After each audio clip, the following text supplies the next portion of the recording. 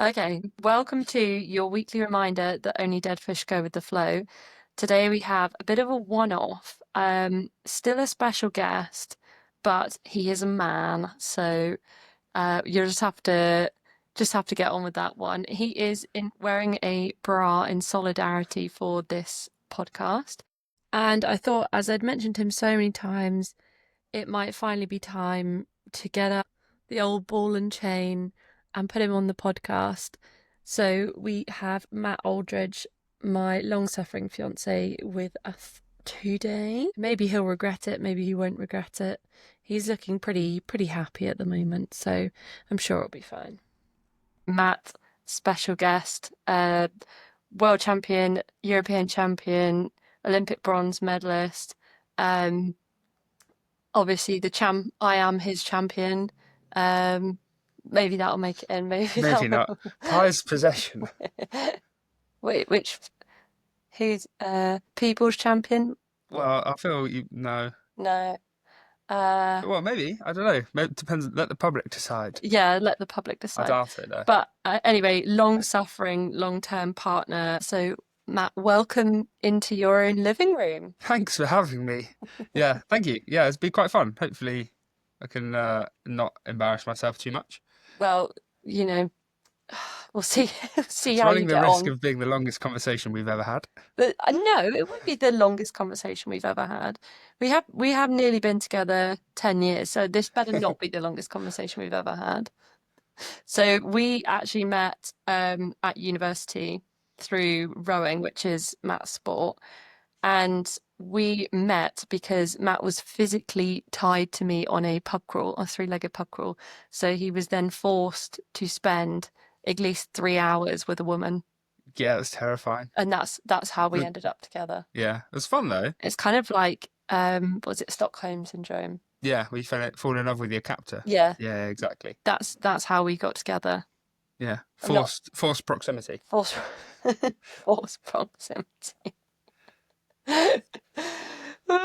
Well, anyway, there you go. There's a brief bit. So Matt, could you name and explain your sport and tell me about the best and the worst parts of it? Yeah, so as you say, my sport is rowing.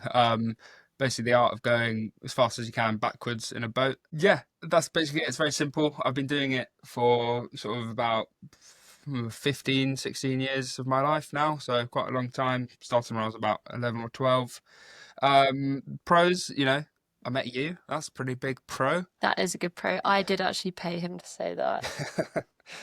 Yeah, so that the people you meet doing it are some of my best friends. For our wedding that's coming up pretty imminently at the time of recording. The guest list is probably like 95% rowers, so you make some really good close friends. The worst parts of it, the stereotypical your hands hurt a lot. It's cold, it's wet, it's raining. Have All, to spend less time with me. exactly, far less time with you, which is rubbish. Go away on training camps all the time. Yeah, no, it's very fun. I do really enjoy it. I've been doing it a long time now, so no, the novelty's fully worn off, and I still enjoy it, so that's good. It's always a good start with What, the enjoying it? yeah, Yeah. enjoying it. It's never good to get a guest on there like, I I fucking hate the hate sport. what I do. This is miserable. So can you tell the world a little bit about what your day-to-day training looks like? We usually do in the winter sort of a 20-kilometer session, so that's about an hour and a half, hour and 40 minutes, depending on which boat you're in. That's our main sort of cardio for the day. Quite early, then we'll have our breakfast, get our second session done, which is usually a strength-based session at around sort of 11 o'clock. Check out some memes. Yeah, check out some memes, sit there antisocially, everyone on the phones doing nothing. Actually, to be fair, this group is a lot better. So this new Olympic cycle group, everyone seems to be playing card games or like board games. So like Catan is quite a big one at the moment, Okay. Settlers of Catan. Whereas last time it was everyone would just be on their phones or talking about politics, which is way above me. But yeah, now everyone kind of talks and does board games. It feels really weird. I don't like it. Don't like it. My Put me back in my my box. introverted self is screaming. Um, Yeah, so we do our second session usually around sort of, let's say, 11 o'clock. That's a weight session. Then we come up, have lunch, and then get ready for our third session of the day, which is usually another cardio. So during the winter, it'll maybe be a 16K ergo or about an hour on the rowing machine, or a bike or a alternative like that. So we have a bit of flexibility, but usually it's double cardio, and then we get home by about 4 p.m. and that's us done for the day, and then come home to you doing whatever it is you've done with your day. Rumor has it the rowing women's team, Mm. their training is It's a potentially a lot lot harder. is a Yeah, lot harder than it what is a you lot guys are harder. doing at the It's not a moment. rumor, that's fact. Yeah. Their training program is horrendous. I'd hate to do it. Yeah. So yeah, the men's training program is very based around volume. Yeah. So quite often our weekly volume is similar, if not a little bit more. Uh-huh. Or like, you look at it over a 4, 6 week period and we come out maybe a little bit ahead of them. But the amount of intensity that the women's team do is absolutely staggering. It's And insane because when I was still doing it and we were both sort of briefly at Caversham together, I'd be like, "Oh, how's your day been?" You'd be like, "Yeah, great. Did weights, did a nice steady paddle, did this, did that." And you'd be like, "Oh, how was your day?" And be like, "Well, I woke up."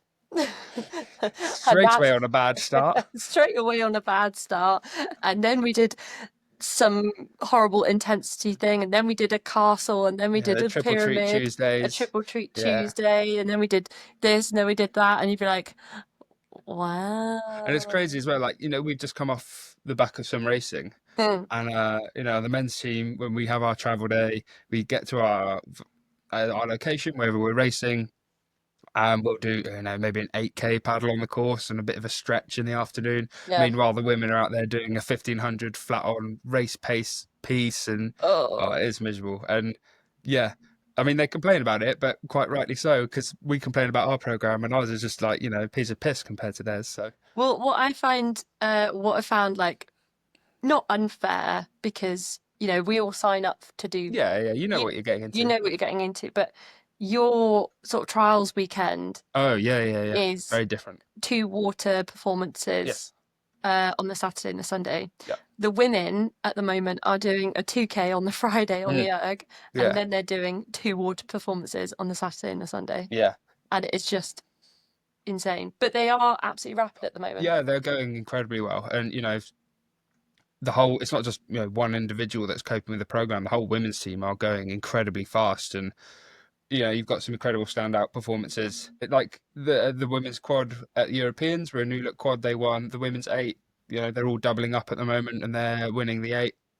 You've got the double who are brand new to the racing scene at the moment, and they're going really well. The women's pair, I think, have they're putting some really fast times out, and then obviously you've got Lauren Henry, who's absolutely smashing everything at the moment in Yeah. the in her single. She literally just comes to these races with a fucking I was gonna say she comes to these races with like a bottle of Dettol and a cloth and then just Yeah, wipes just the floor clean, with just everyone. absolutely cleans up. Yeah, Yeah, no, she's staggering athlete at the moment, and yeah. yeah, I don't know how much I can say about what she does training program wise, but she definitely goes above and beyond. Top Top secret. secret, top secret. Top She definitely secret. goes above and beyond the program, and the program is hard. So Yeah. yeah, she is tough. But I But mean, you guys are tough as well. well, yeah, we're tough in different ways. We're tough in like, oh, that 12K tech was hard. We did a session in the eight on a Viz. It was meant to be an 8K tech. Yeah. And we went out and we did literally 2K with some static drills, and they're like, Mentally Steve, taxing. our coach, was like, yeah, that'll do. That's enough. Good job. Really good work today. Really good separation. Let's go in.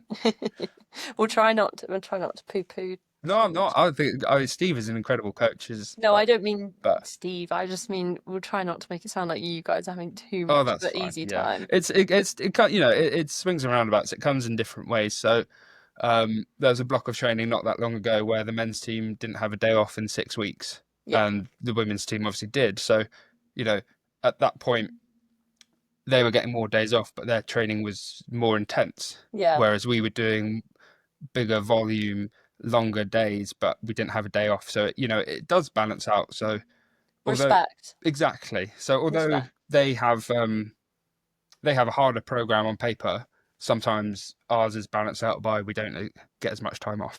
Okay, very good. So, Matt, Mm. could you please tell me about your sporting ick? Yeah, so I've been thinking about this quite a bit. Um, so my sporting ick is like when people overly celebrate like a win in a heat or a semi-final or something, and they go pretty crazy, and it's kind of like, you've not actually won anything yet. Just calm, calm down. Save that for later. I appreciate, some people just making it to a final is quite a big Mm. achievement and is quite special for them. But when you just scraped into a final and you're celebrating like you've won Wimbledon or something, just calm down a bit. Be happy, yeah, but you don't need to be making fountains, splashing the water, soaking the boat. It could just be like a quick little hooray, fist bump, and then get ready for the next race. What is this in a semi-final or a heat? Yeah, well, both, either. Yeah, okay. Win the final or win a medal in the final, fine, yeah, celebrate. Do what you want. Enjoy yourself, but you don't get medals for winning a heat or a semi. So I feel when people suddenly are like, throwing water everywhere, chucking the cocks in, screaming, taking the blade out, shouting, I need to calm down a bit. So Chill. what you're saying is you I hate people peop being happy. No, that's not what. So what you're saying is prioritize your recovery and conserve your energy. Exactly. Yeah. If you want to put it like that, yeah. Yeah, no, that's exactly, like you don't get any medals for winning a heat or winning a semi-final or winning a time trial, whatever, the medals are only awarded in the final. So, you know, enjoy it, but like, enjoy it internally. Realize that was a good race, well done. But reflect on how you can improve for the final, so that when you hopefully race the final and hopefully win in the final, you can enjoy it a bit more rather than prematurely celebrating and then pissing off everyone else in the other crews who then want to try and beat you because you've celebrated for winning a heat. I feel like this might be more prominent in men's racing than women's racing. Yeah, probably. You do get quite a lot of egos. But then on the flip side, there's some really funny ones. Like at international, I think it was 2017, the men's Cox's four when Australia won by quite a long way. One of the guys in Australian four pretended to get a shotgun out and just shot everyone that they beat, which was quite funny until he got a massive fine from running Australia and then Yeah, I'm had not to make a formal surprised. apology. So yeah, you know, little binoculars out. That's another good one. Should we do a binoculars one? It was like a good example of like, when you do it right when you win. Happened at the boat race this year with one of the guys in the stroke seat from the Cambridge 8 when they beat Oxford by a very long way. They've got a pair of binoculars out. Was trying to look for them. Niche. That's quite fun. Yeah, that is quite fun. Just funny things like that. But yeah, don't do it if it's a semi-final or a heat. Don't give your opponents a reason to Pull harder, pull harder faster, and try and better you. race Keep it faster. very internal. Keep it all focused on yourself, and then savor the moments and enjoy it when it comes in the final. But before then, just as I said before, just appreciate a job well done. You've ticked a box. You've moved on to the next stage. Good work. Focus on the recovery so you can get it right for the final. Now I encourage everyone to look up any race Matt has ever won and see what sort of pose he is pulling when he crosses the finish line. Yeah, there's quite a few celebration ones. But again, finals, isn't it? Are they? Or is that what Well, you're just telling the world? well, no one films the semi-finals, so there's no proof anymore. That's true. That is true. What are we dying on the hill about this week? Yeah, so my position to die on the hill about this week Yeah. is mental health in sport, athletes. For me, it's quite a big, important factor, I would say, that it's not necessarily discussed about quite as much. Professional sport or any professional, don't know what I want to say there, like work, I suppose. I think the main thing that I think about is if you're doing something 6 days a week and you're committing multiple hours a day to it, you are going to need to invest in some form of mental health Yeah, support or education or something. I think it is high performance sport, but it's also, if you're investing 6 days a week, like 2 hours a day, yeah, you are going to need some sort of mental health thing. yeah. And I think for I'll let you talk in a Yeah, shut up. minute. I think for I think for men it's something that doesn't get talked about enough. Yeah, And I think sometimes for women they talk about it and then they get told that you're being too emotional or you're too yeah, upset. absolutely. And there doesn't seem to be that great a sort of middle line at the moment. Yeah, I fully agree. And the sport of rowing that we've both done and we both know is a very high pressure environment. You're constantly being compared to someone else, always. And you go on the rowing machines, do a land assessment, you have a objective number that says someone is better than you or you are better than someone. So the amount of pressure that builds throughout a season, throughout training blocks, it does take its toll. And I think you do need to have a strong way of coping with that. And as you say, the big stereotypes are, oh, if you're a guy, you should just suck it up and get on with it.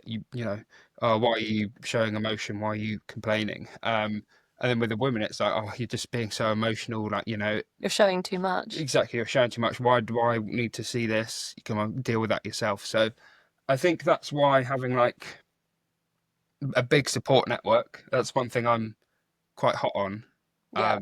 makes a huge difference. And, that can be as you are for me, your partner, your friends, your family, someone in your life that you feel you can let out the emotions to. Have a good Have a bitch good too. bit, have a good bitch and a cry. Yeah, put on some Enya and just have a cry in the car.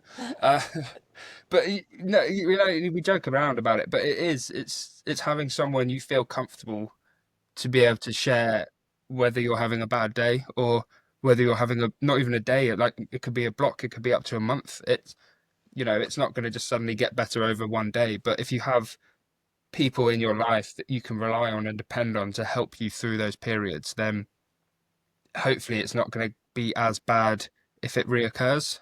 But it's Um, opening up as well in the first place. yes, and having that confidence to open up and say how you're really feeling. And I'm those people who are listening that have been in sport and maybe know or maybe don't know how important the coach athlete relationship is. If you don't feel comfortable going to your coach and being like, "Look, I'm fucked here. I'm scraping the bottom of the barrel. I'm having a really bad day, really bad time with this. I can't cope with this." If you're not comfortable enough to do that and say those things, then you're just going to keep battling through it, and then you're going to feel like you're not being heard. You're going to start suffering in more than just mental ways. Your physical well-being is most likely going to take a hit as your body's dealing with so much stress. You're probably going to get ill quite often. You're probably going to get injured quite often, and it's just going to keep spiraling. There's a really good book called The Body Keeps a Score, Okay, and it basically it says is, all of that. yeah, it's Yeah, basically, it's could start mental, but actually further down the line, it will become physical physical. symptoms. Yeah, for sure. We've both experienced that before in our careers. It's not Mm. just doesn't have to be sport related. So, for example, that brilliant example of when I left you abandoned on the side of a motorway Oh my once, God. and we decided I had to go to therapy and counselling because of that, um, which was Matt totally true. left me on the side of the motorway um, one evening and I only had 2% battery. I'd just come back from a Nottingham, wasn't it? event, yeah, at Yeah. Nottingham, and something gone wrong with my car, and I was about 10, 15 minutes away from home, and I rang him with the last 2%, and he left me there while he finished his dinner because you needed to recover from Yeah, your training session. yeah, exactly. It's quite selfish. Um, but yeah, that sort of like mentality of because at that point I didn't really appreciate I was your support network. So we got together and Mm. I You like took on that role of that support. yeah, support that you always do with being an eldest sibling, right? You Yeah, take over the strain, yeah, absolutely. And it and took, me, the younger sibling, soaks it all up. Num num yeah. num num num. And it took a while for you to sort of realize that you were my Yeah, support network yeah, as well. definitely. And, you know, we're very lucky in the fact that we actually do like each other Mm. quite a lot. Yeah, And we had this incident, it was sort of a bit of a catalyst. I yeah, said I'd really like you to sort of like go into some form of counseling and work this out. And you were like, yeah, no, I'm going. And then you came back from that and realized, oh my God, I am your support network as Yeah. well. So, what I did want to briefly touch on is, as this is a women's sports Hmm. podcast, as my supporter and Yeah, my yeah, support network, yeah. your main sort of, takes on the situation, because I remember this was back in the early days when Matt was flirting with me, and not only did he tell me not to wear makeup to the gym because I looked like a sad panda when my mascara ran down my face, I was trying to impress him at that point. Yeah. So, you It know, clearly works. that it But clearly I'm still worked. saved on your phone with panda emojis, so Yes, it you works really are, you well. are. But Flirting 101. Insult them straight away. so anyway, not only did you hit me with some absolute brilliant one-liners, but I also remember being very upset about not being selected for a Henley Women's Mm. crew way back when, and you being very young, so I think we were maybe 19, 20 at this time. Yeah, You very young were like, oh, don't worry, it's not a proper regatta anyway. yeah. Yeah, I remember that. And part of that sort of, this is kind of outing you, Oh, that's fine. the young you quite a lot. So Yeah, this, I like to think I've changed quite considerably. you have changed quite a Yeah, lot. So you didn't realize, and this comes back to the winning at all cost yeah. mentality. There's other people have different aims, different sort of ideas of things. Absolutely, but you also didn't realize that Henley Royal Regatta wasn't actually catering Mm. to the equivalent, like the male Yeah, events. There was no female equivalent. yeah, absolutely. Yeah, and again, you say you come to that win at all costs idea, and we were both kind of not indoctrinated, but we both went to the same program. That's how we met. Are Mm. we allowed to say? Yeah, Okay, we both went to Oxford Brookes. That's how we met, and very much at that time when we were starting out, Brookes was the sole focus was on can the men win Henley. yeah, That was it. Everything else was kind of secondary to the top boat winning at Henley. So yeah, you don't realize those things, and at Henley Royal you've got so many different categories for men, and they're doing much better at it now. But back when we were back at the time period we were talking about it, you had the open events, and you had junior girls sculling, and that was it. So there was nothing else for you. That was your biggest event. yeah. It was like Which, if we could if qualify. you could qualify, that would, yeah, qualifying for Henley would be, oh wow, amazing. But as you say, women's Henley at that point was the big standard of it, and Yeah, so for me at that time, not realizing those things, and not realizing that kind of I'm meant to be trying to support you, not just from being, in a relationship, but in like pushing you to thrive and live your best possible self. Saying those things obviously didn't help, because yeah, it's like it was never on my radar, and I know that sounds very selfish of me, but that's kind of the mindset that you sometimes get put in elite sport, is that you are the center of everything and you have to put yourself first, which at some points you absolutely have to do, but not if you are, as we were, in a relationship with two pretty equal-footed elite athletes. Because it was the basically year after that we both went to under 23s together and did exactly the same event. Well, we were both in the eight. yeah. Um, I had a major role. you were stroking it, yeah. I was just at six, just fanning around. But yeah, it is staggering. And then I never went to Henley Women's until we started being together, Mm. because there wasn't any point for me at that time. And then we went together, and then you look at Henley and you've got the massive boat tents, you've got the massive changing rooms and the showers, and you go to Henley Women's the literal week before, just a K down the road. But then you're like, okay, where'd you get changed? Someone holds up a towel for you, and then you turn up in kit and hope you only have one race that day. It's yeah, it's Or like, where stupid. do you warm up? Where do you warm up? There's no tent. There's no I think there is now. okay, better than none. Um, and then what do you do if you have two races in a day and you're done for your first race and you're sweating and you're stinky? What do you do? Oh, well, I guess I'll just go and get my t-shirt wet under this tap in the middle of a field and give myself a sponge bath. Like, I remember watching you do that and being like, wow, this is fun. That's my wife. This looks great. Wow, dignified. But you don't see that on the other side when you try and narrow your thoughts down so much, and that's when you've got to kind of step back and know that, like, okay, I'm trying to help someone else here. How can I do that? Well, even if it's something stupid, like I think you got annoyed at me for just kind of hanging around too much.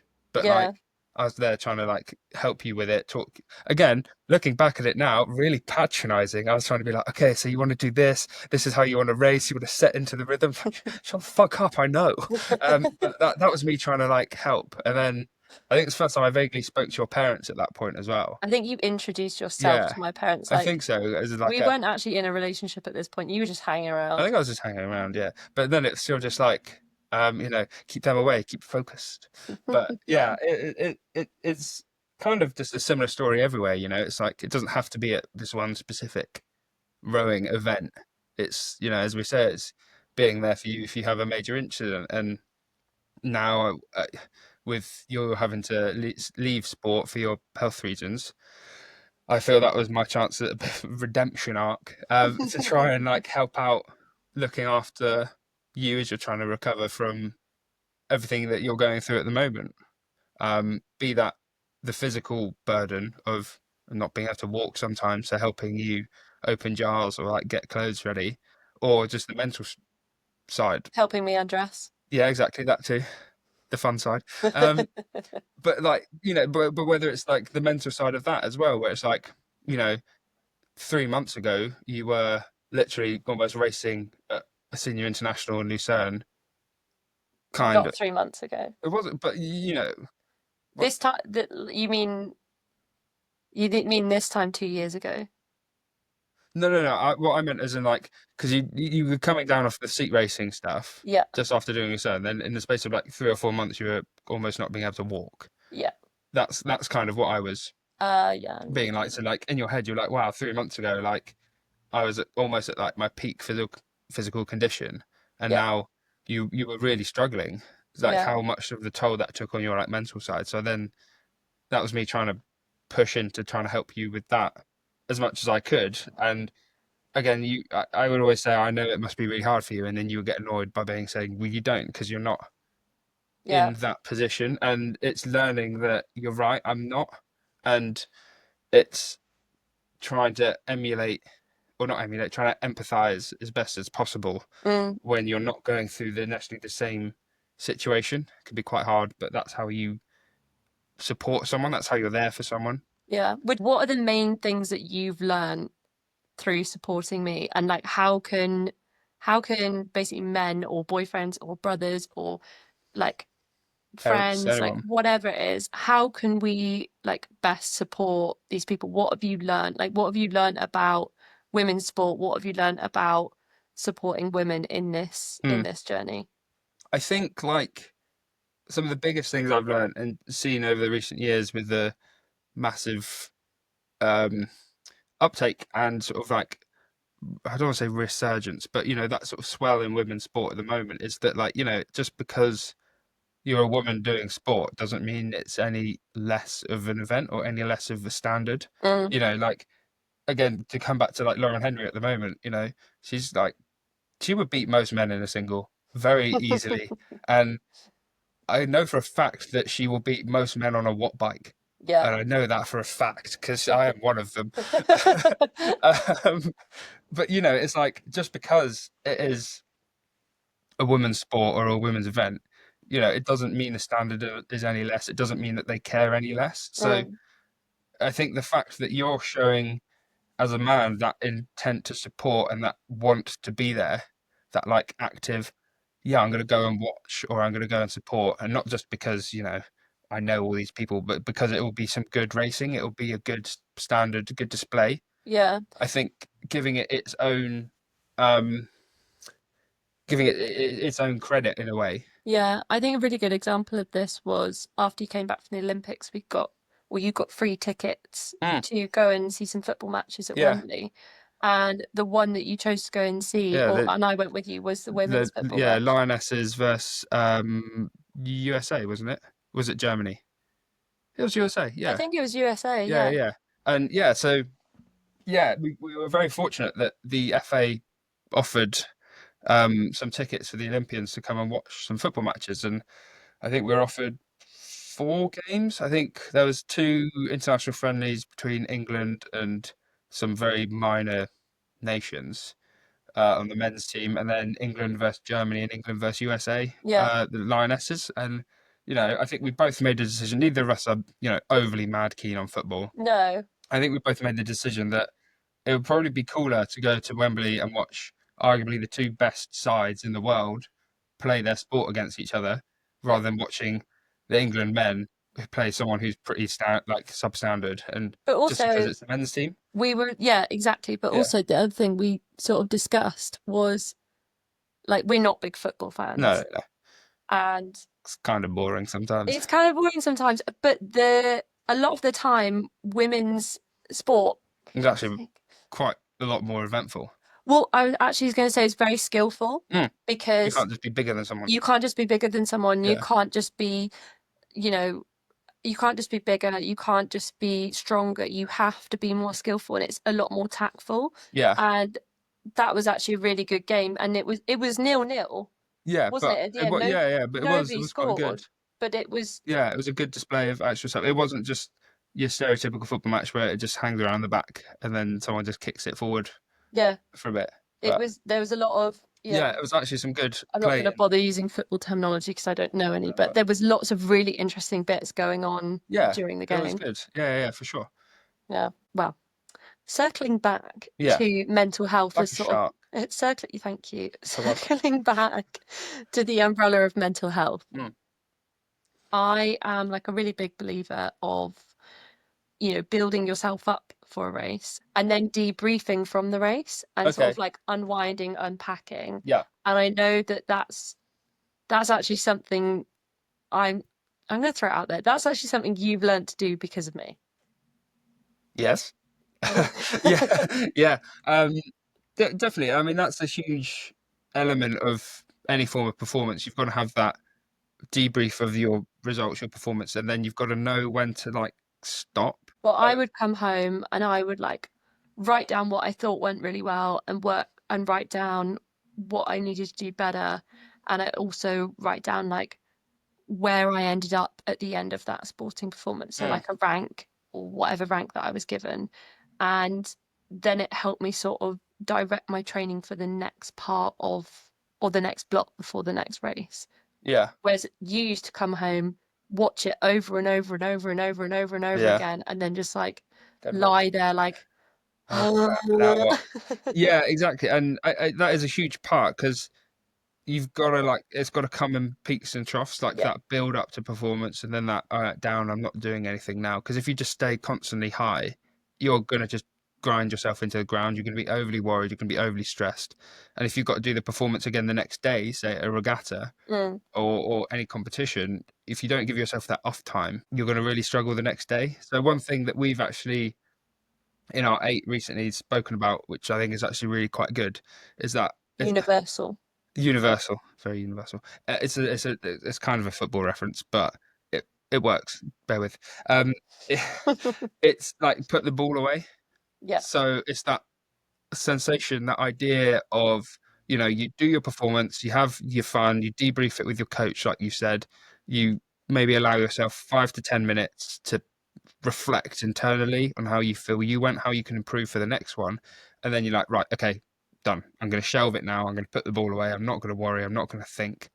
And it just means that, if you're sat over dinner, you're not thinking about the performance, you're not stressing, you're not worrying. That whole side of you is gone. And it's like, right, that's done, put to bed. I can just be me now. I can do whatever it is that you like to do to relax in an evening, Mm. completely put any form of sport out of your mind, and then you're ready to actually get a good night's sleep, hopefully have a good performance the next day because you're not worrying about it. It's not just simmering and bubbling in the background. It's done, finished, boom, draw a line, next opportunity. Is That's lovely. that good? Yeah, that's good. Good. Can you tell me about your favorite sporting moment so far? Yeah, so far my favorite sporting moment is winning a bronze medal at the Paris 2024 Olympic Games. Shocker. Yeah, that's quite an obvious one. It's boring, but no, I think it was. we've spoken about this a few times. It was the Paris Olympics was one of those ones where it felt like we were destined to be there, and that sounds horrifically cliche and quite vomit worthy. I think the Uh, best way that we described it is in any reality, we would yeah, be there. So didn't we would necessarily be mean there. competing. Yeah. So it doesn't Yeah, necessarily mean competing, but the amount of people that we knew who who were would be there? likely to be competing, Yeah, we would then be there supporting. yeah. And so, Yeah. In some way or another, we would have probably been there yeah, because a it hundred worked out percent. age-wise that it was probably a one that was going to be right for competing. But also, as you say, our whole cohort of people are of that age and that ability to Mm, be there in some capacity. So it was amazing to actually be a part of an Olympic experience. mm, Um, but I think what actually made it the most memorable, the most special for me was the fact that it was so close to home people could come and watch. yeah. You know, it wasn't the other side of the world where it's going to cost you 3 grand to get there and book your hotels stuff. It's, people could come for a day and, to have you there on the finals day, have our really good I friends. broke into the disabled watching area and I was like, "I'm Yeah, I over remember that. That was fun. We got a fun picture of that. here." Yeah, we do. Before that random kid turned up and Shout stole the out to the moment. random Random kid. kid that just cried and gave me his hat on Eurosport. But hey, the random French kid made his day. Shout out. But it's like that was the first international race my parents have watched in person. Yeah. I've been racing internationally since 2016, so for nearly 10 years. But so because it was close and it was quite a big one, they felt they could come, and we had some really good friends who were our neighbours were there, Winnie's and Winnie's godparents. godparents, yeah, exactly. Martin and Jenny, and like so many other friends, as you said, that we rode with at university, and in another life could have been there competing as well, and they were all out there, we were together, and I think that's what made it so special was being able to share it. And again, I know we're looping back to the mental health stuff, but the support network. Yeah. Everyone who I would consider my support network was able to come and watch, and I think that's what made it. And wanted to come and And watch. wanted, yeah, exactly. And wanted to be there. Wasn't just there because they had to be because you were related to me. But yeah, it's that idea of that the support network are there. They've been with you through the bad times, and hopefully they get to experience The good the good times. times and the best part of that. And that's why any elite athlete gets into the sport is from the love and the joy of it, and to be able to share that with the people that mean the most is what makes it so special. Yeah. Yeah. And the partying The afterwards. partying afterwards very fun. We And did touristing around Paris. That was nice. yeah, we did some touristing and we did some heavy partying Yeah. afterwards. And that The was Irish really good. team house, The Irish team house stereotypically just in an Irish pub next to the next to Moulin the Moulin Rouge. Rouge. That was fun. That was Team really Ireland's fun. headquarters just happened to be in a pub. And then everyone just got so ill afterwards. Oh, everyone was horrifically ill for a Yeah, long time. that Yeah, was that was some nasty stuff going around. yeah. I think Dave was ill for like 4 weeks after that. It Oh, was horrid. that's so grim. Well, I mean, that leads into best sport or best fuck up. Best sporting fuck up. Yeah. And I mean, Um. I can list some for you if you like. Yeah. I've not done any. I'm perfect. I think one of the things that springs to mind, I think, is a mutual fuck up. And I don't know if that's how you feel about it or not. First of all, I think it is. It's definitely not mutual because I didn't do anything to get this being a fuck up. No, you definitely did. So anyway, we'll paint the scene. Do you want me to paint the scene? You can or- paint the scene, then I'll correct you when you. Okay, okay. So we're training as part of the national team at the centre, and our dog Winnie is with us. Mm. And it's lunchtime. Sunny. Sunny, Nice day. nice day. The water is beautiful. So I'm throwing sticks into the lake for Winnie. She's a border collie, she's very active. And it's all going really, really well. Apart from, as a border collie, she is obsessed with balls. And the lake is full of like floaty buoys to mark out the lane course. And so she may or may not, through my guidance, have attached herself to one of those buoys and she's trying to swim it back into the lake. No, onto shore. Yeah. She's trying to swim it back onto shore. I think they're attached by steel wire to the ground. Yeah, so the whole of the national team at this point are having lunch upstairs, and there's a balcony that comes out onto, so there's a view onto the lake. Yeah. Anyway, me and Matt are downstairs. Dog has latched on to one of these boys. She's swimming it in, or she's trying to swim it in. It's getting lower.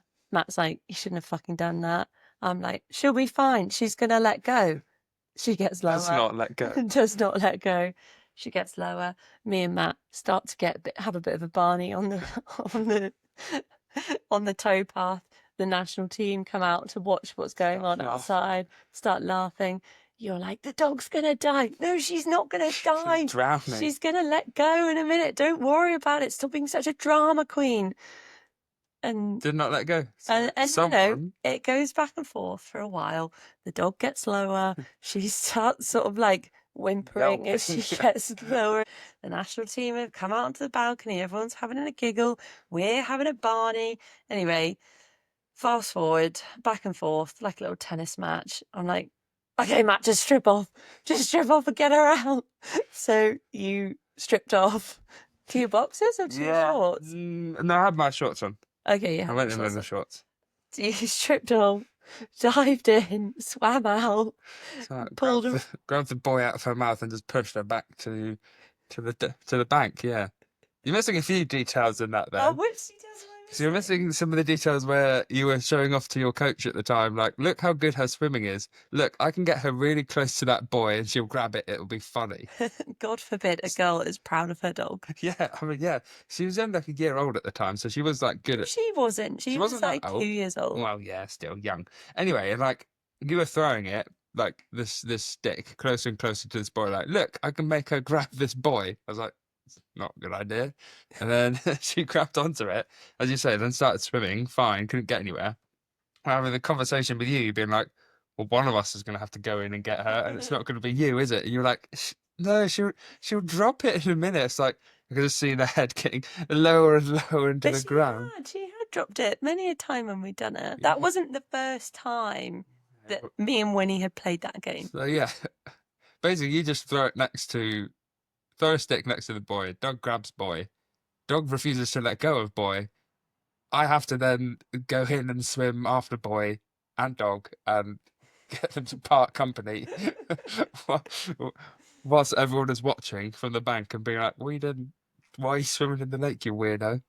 Because you were like... Nobody felt like that. It was quite funny. Excellent lunchtime entertainment. Good entertainment. But yeah, I was Not only are your teammates who are dating having an absolute Barney on the towpath, you also get to watch someone jump in the lake. All because I was just there like, why have you done that?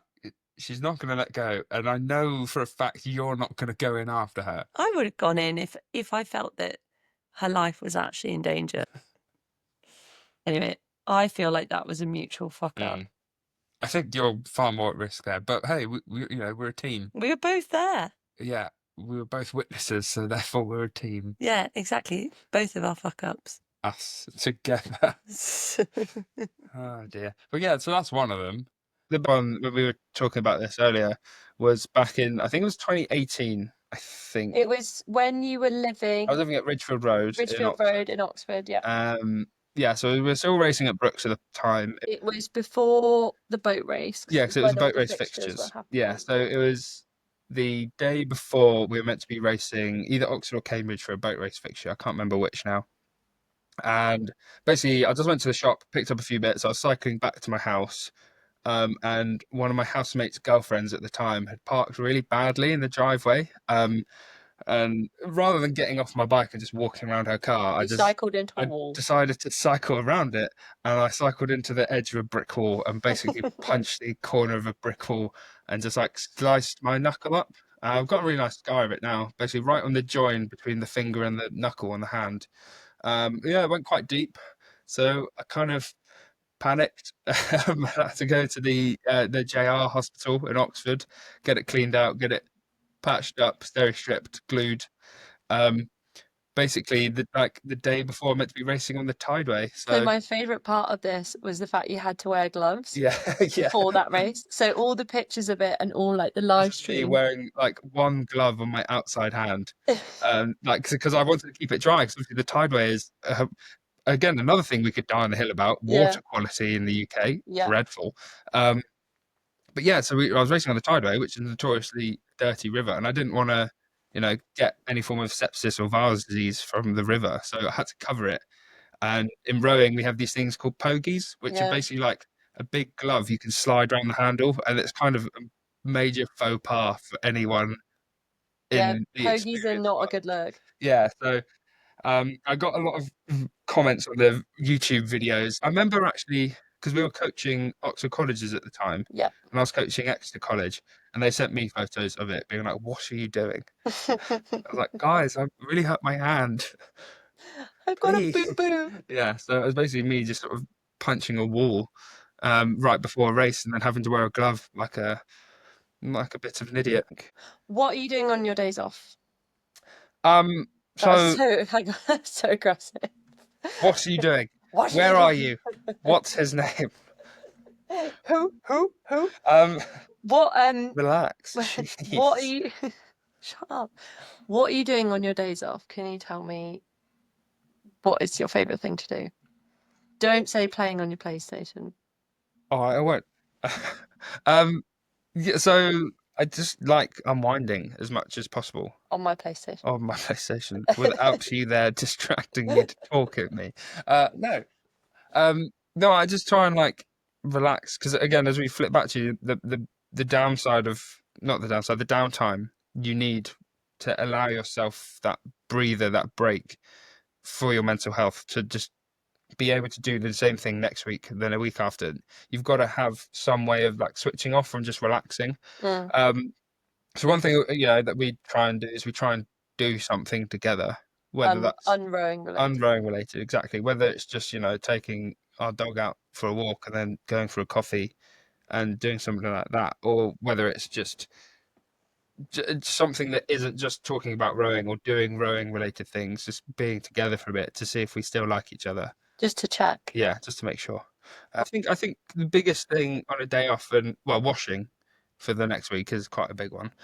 Um, but like it's really important to have that time to yourself to do something you enjoy that isn't necessarily related to your sport or isn't work related because it doesn't have to be sport is your thing. If you work a 9 to 5 traditional job, the weekend is where you have a chance to do something that you enjoy, that you like, that's for you.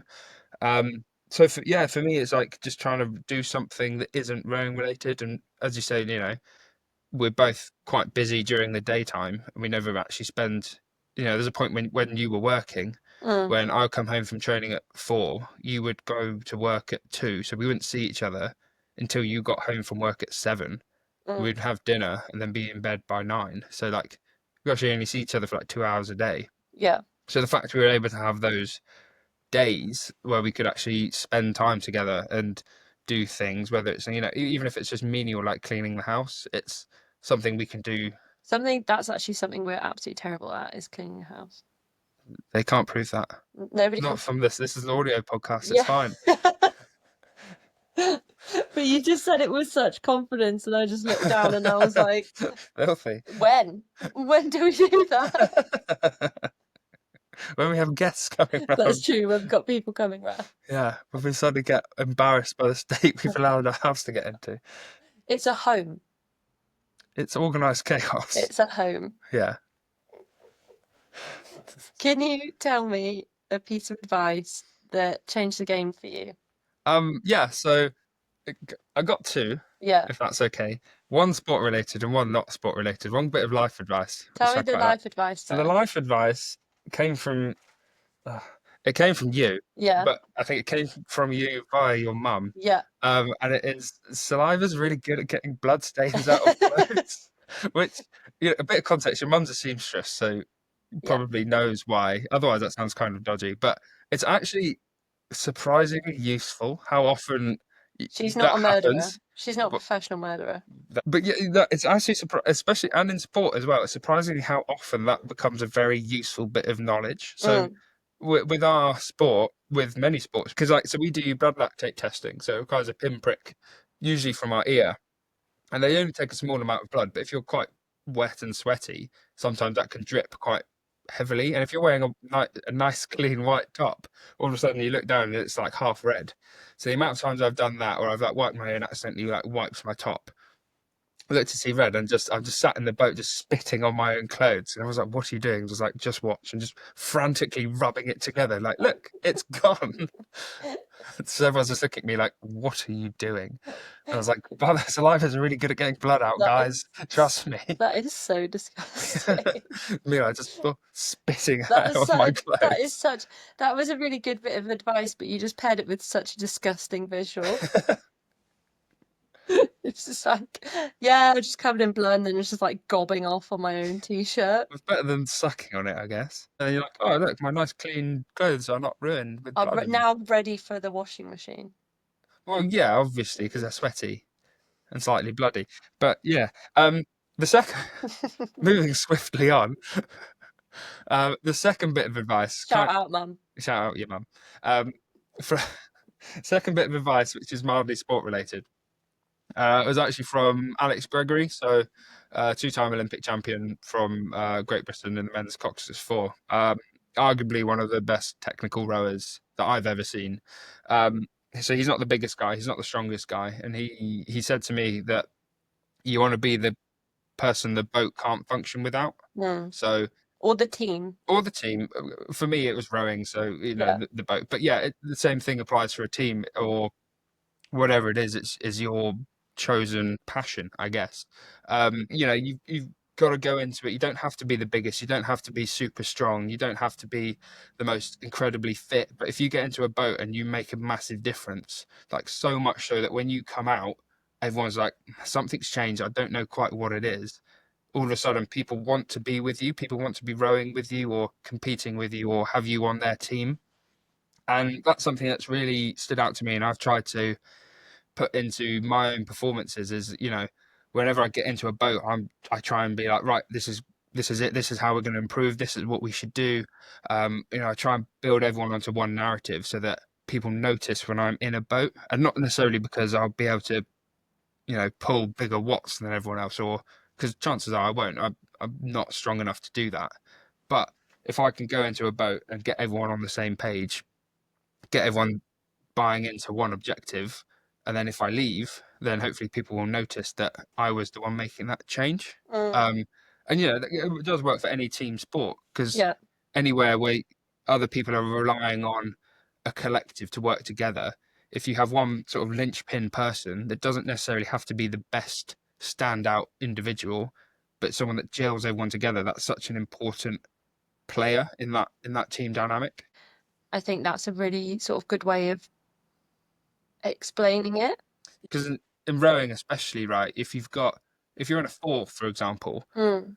you have a finite number of people Yeah. that can do something. So if you're the person that can be like, okay, I can steer, but I can also set a really good rhythm and I can do calls while I'm racing, Yeah. all of a sudden you can sit anywhere in that boat. Yeah. Whereas if you just come up with some monkey who's incredibly strong, but can't row in time, can't set a rhythm, can't steer, then they are only ever going to sit in one seat. And if Yeah. you and if a bigger monkey comes along, then all of a sudden they have nothing they can improve, right? So like if you are that person that can do anything, when it comes to crew selection, they can put you anywhere. So all of a sudden you have four chances of being in a boat rather than just one. Yeah, 100%. And I think that's where that comes into that element of being really beneficial. And obviously, as you're saying, maybe you try to spread yourself too thin. And, like, Pick three. yeah, Pick three pick things three to be things good that at. you could be the best at Yeah. I think steering, well, for this rowing. is like niche at rowing, but Yeah. I think uh Steering is huge. well, I was going to say this is a bit niche to rowing, but the three things that I would focus on um are steering, Yep. communicating, Yes, definitely. and fueling. Yeah. Those would be my big three. Yeah. And if And I think the second two are actually quite universal to lots of other sports. Absolutely. Communication, when you're Communication working with multiple is, people, is really if important. you can't communicate properly, you are not going to be the person that the boat Yeah, you're not can't going to be function without. missed. Yeah, Well, you will be missed, but you won't be missed in a good way. yeah. Fueling, So important. so important and completely universal to men's, women's, Anything. Yeah, literally absolutely. any sort of sport. If you're not like fueling properly, then you're just How can you expect to compete? exactly Yeah, for you're going to sure. shoot yourself in the foot. Yeah, and So it's very those, easy to control as well. Like, so, yeah, steering for rowing, as you say, it is quite a niche thing. You have to be in a position where you can practice it. yeah, Being bigger, being stronger, you can't really control that. no. But how much you eat and when, and what sort of quantities or qualities of food you're eating, very easy to control. This is so funny watching you say this because I just watch you smash like a cheese and bean little special hot pocket thing. Yeah, Greg's are the fuel of champions. Well, I'm in that lucky category where I'm a heavyweight male rower, so I can sometimes afford to eat whatever I want. You're like nutrition is so important and It is important when you come to racing. yeah, I eat really well when it's around racing and testing and performance periods because I know how important it is.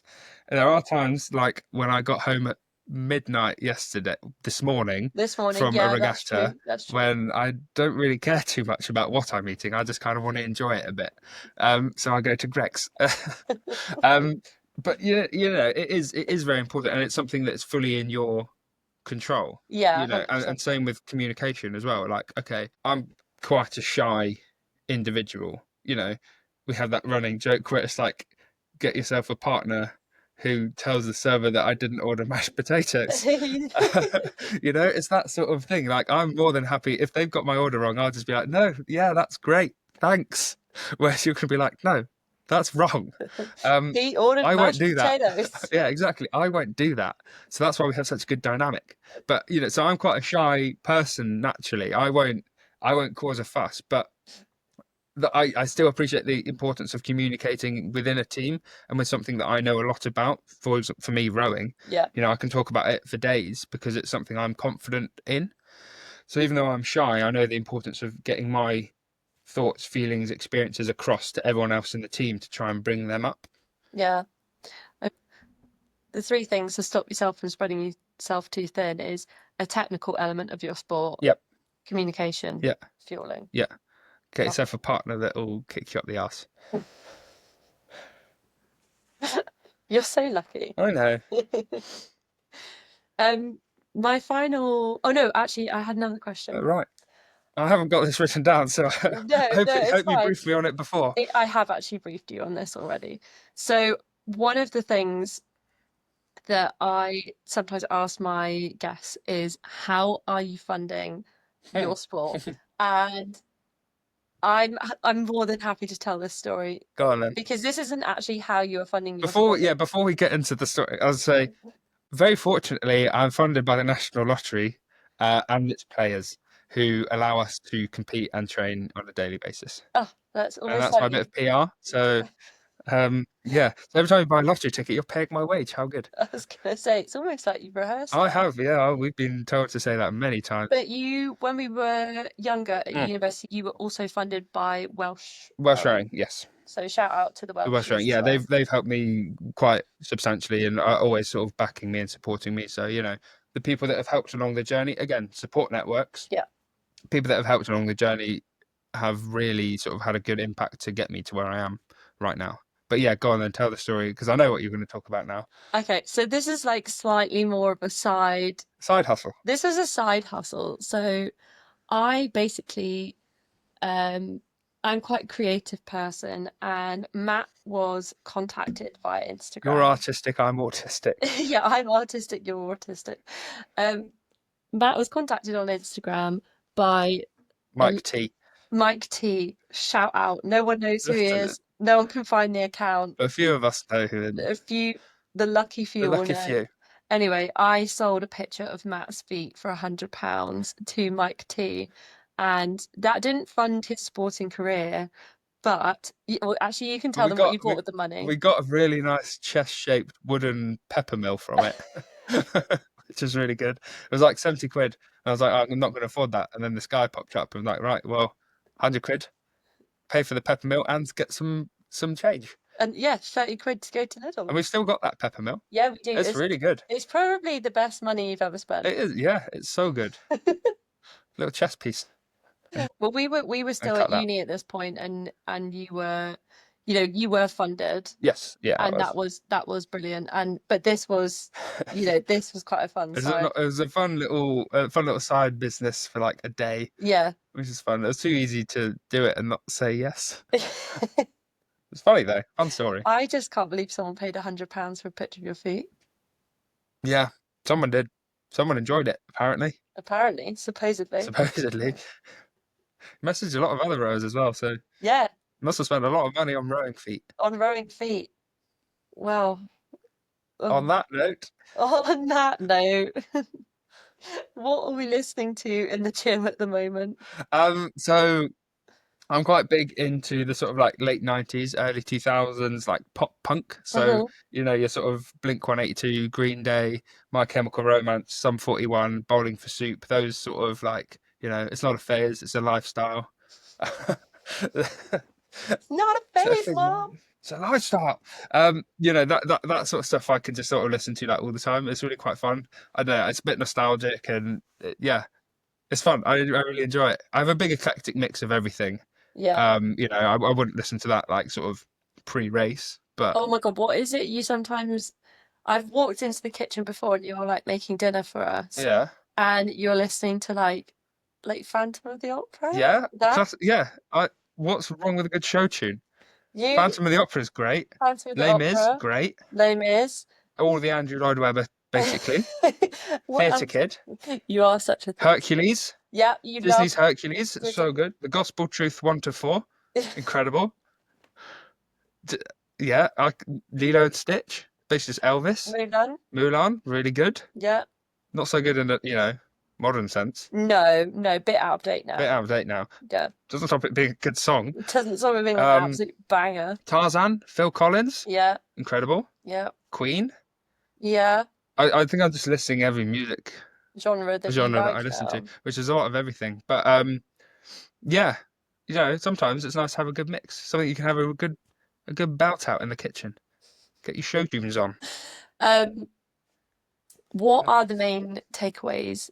Like, if people have finished listening, Dominoes. if no, not Dominoes, if people have finished listening to this episode, what do you think are the main takeaways? Or what are the three takeaways you would want somebody to focus on? Yeah, I think so. I think the three key elements or takeaways from this is your mental health is really important, Hmm. and to take that as seriously as you can, and have some network around you that you can rely on.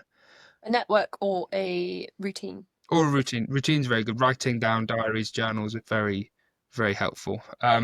So my second point would be know when you are somebody else's support. Yeah. Be that just a friend or your partner or whatever it is, know that they may not be comfortable enough to say, I need help right now, but just being there for them and acknowledging when you might need to step in and show that level of support is quite good.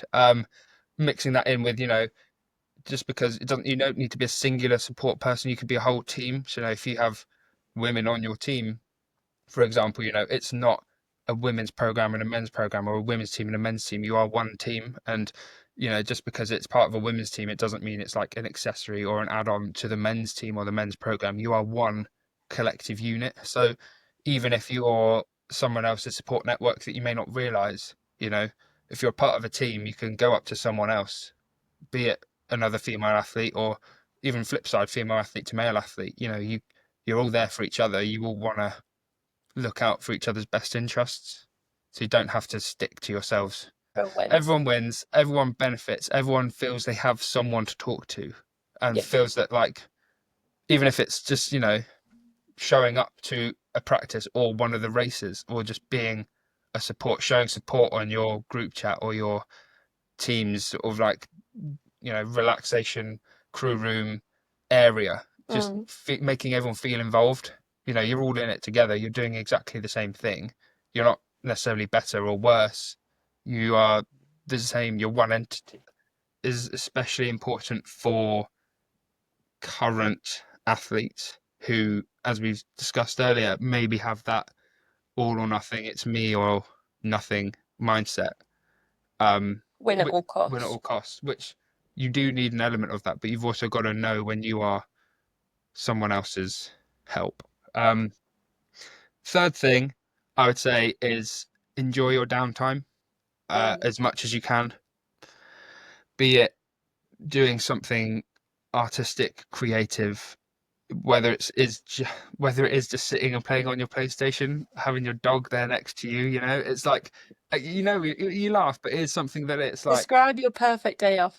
PlayStation, PlayStation, dog, chicken nuggets, dog. dog.